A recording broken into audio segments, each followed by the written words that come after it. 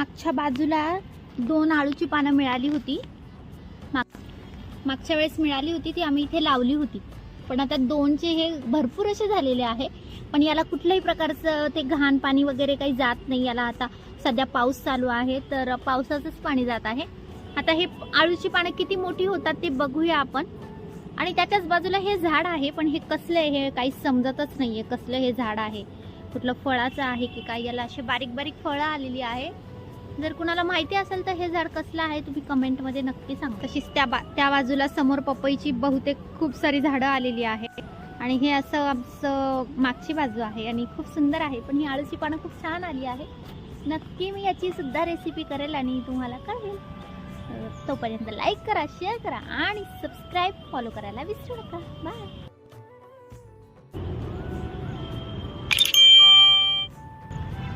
आज घराजवळ खूप साऱ्या गायी आणि छोटी छोटी पिल्ले आहेत. तुम्ही बघू शकता, सुंदर आहे,